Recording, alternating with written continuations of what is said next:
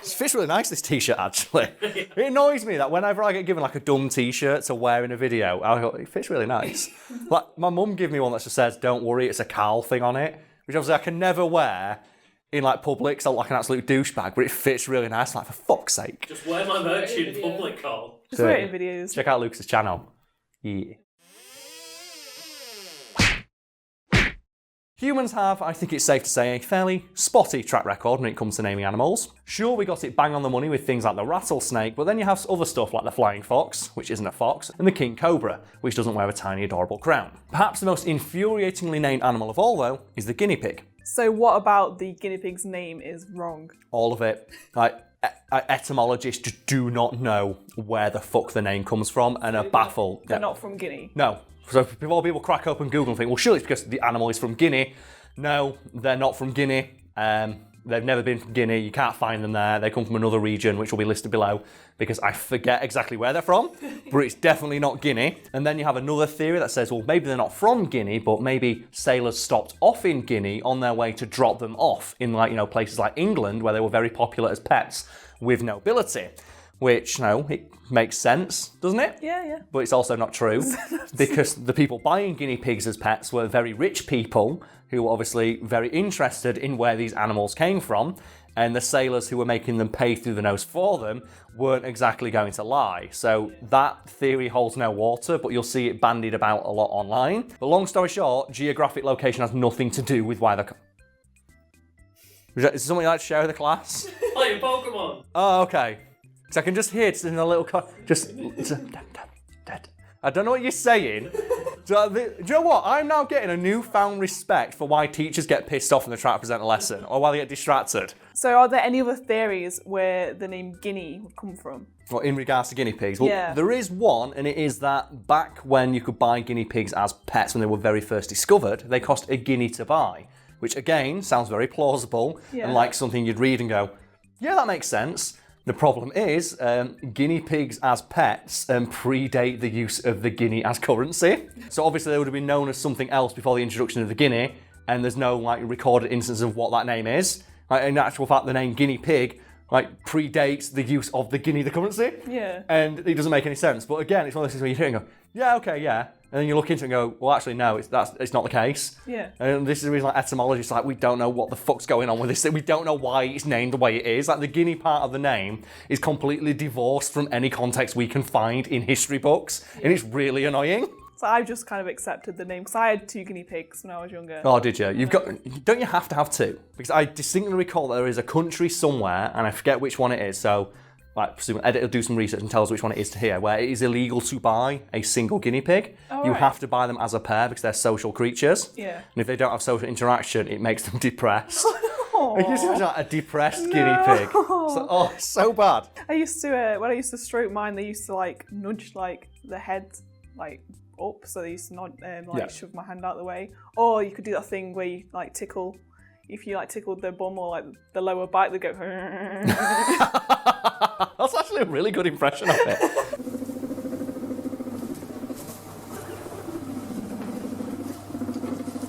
My sister had one, it was called Bailey. He's unfortunately passed on now, but he was a fucking unit of a guinea pig.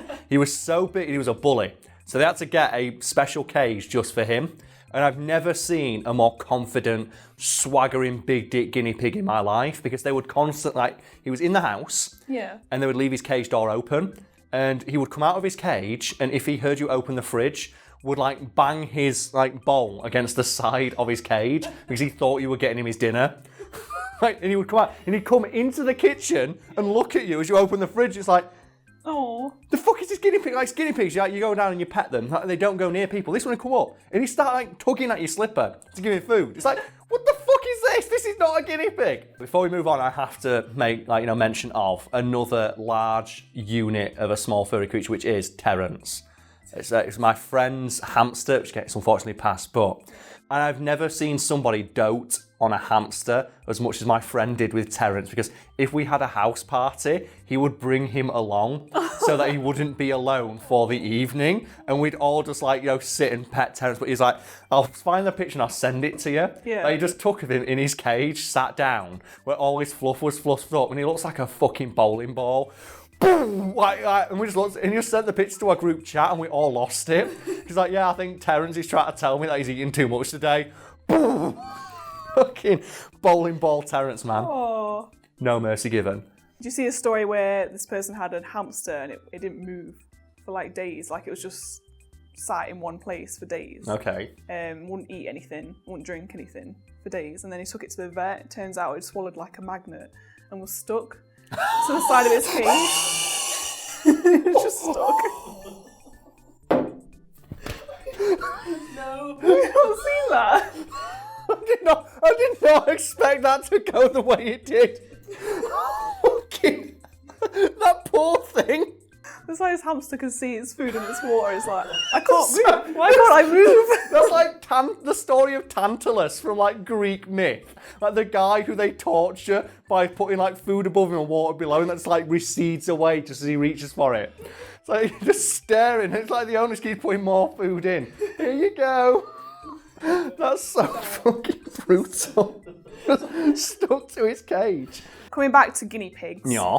Is there a reason why they're called pigs? Well, for that, we do have kind of a bit more to go on, which is like not hard to say when there's almost nothing to go on for the guinea part. But the leading theory is that they just really look like pigs. It's that simple because they do kind of look like little tiny furry pigs. Yeah. And that is the leading theory about where the pig part of the name comes from. One of the main things that supports this is if you look at other languages and the word they use to refer to a guinea pig, a lot of them reference the fact they kind of look like pigs. Yeah. My favourite example being the German word for guinea pig, which I'm going to try and pronounce this now. It's Meerschweinchen. Is that? I I don't know, but do you know what that translates to? Literally, sea piglet. Oh, Sea piglet, little sea piglets. cute. Because obviously they came from over the sea and they Yeah. look like little piglets. Aw. And a lot of other languages utilise that thinking in regards to them. Like they are pig creatures from far away. from beyond So- the and sea. in English, it's like guinea pig. It's like, it's a pig from far away. We don't know where the guinea part comes from, but it's a pig and it's not from around here. But even that theory isn't bulletproof because some other languages refer to them as looking more like rabbits. Yeah. Which I can see, yeah. You can see a little bit, but not as much as you can a pig. And finally, and somewhat ironically, a less savoury theory about where the pig part comes from is because they would simply use it as a source of food. And it's noted that sailors would stuff the holds to the brim with guinea pigs. I wish we had just a Lucas cam for this video, because throughout the video, he's just been giving the best tricks. When I said that, Lucas just completely lost it. And what was it about the image of just 1,000 guinea pigs just crammed into a hole? And all I can hear is the squeaking noise. That's the worst part. Is it worse though if you open up the hold and there's no squeaking? Oh no. Oh no. You look at a guinea pig, I don't look at a guinea pig and go, that's fucking dinner right there. I mean, it's like people eat rabbit. I couldn't eat rabbit. But guinea pigs, I look at him because it's the perfect size to put on a hot dog bun. It's that's what I'm thinking in my head. It's like one of my favourite ever jokes. Is in an episode of Only Fools and Horses where they're talking about, some people eat dogs, It's like, no, they don't. Because there are some cultures, Ronnie, on a Friday night, it's Jack Russell and chips all round. And just someone that's the phrase, Jack Russell and chips, just fucking slays me every time. Come on, put your foot down, Rodney. I'm starving. I could just go a nice Jack Russell and chips. What are you having for tea, Karl? Oh, Jack Russell and chips.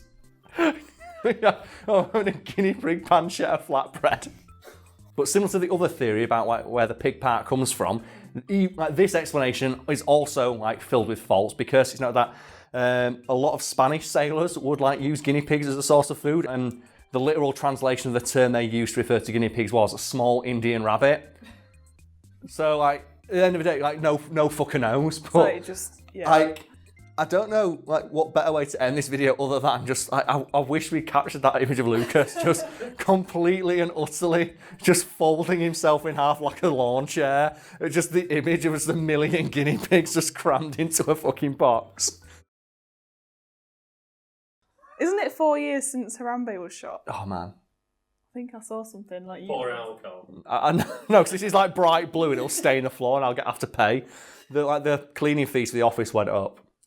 Which is weird because they've still not cleaned up that fucking That fly. We can talk about this. We've been in this office almost a year, and when we very first arrived, we have one of those like open floor conduits so you can plug stuff in, and there was a dead fly in it. Which is it still there? Yeah. It's still there. So it's been there a year. Every time I have to turn the camera on, it's there. And we pay for cleaning once a week in this office, and he's never cleaned up the fly. Do you know what I'm waiting for though now? One of the girls on front desk to watch this video and send the cleaner in to get the fly.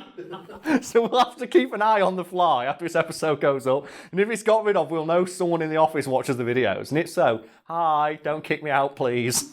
I kind of want them to clean around it. Like, have you ever seen those pictures of, some guy was putting like road markings down today, and it was just like a roadkill.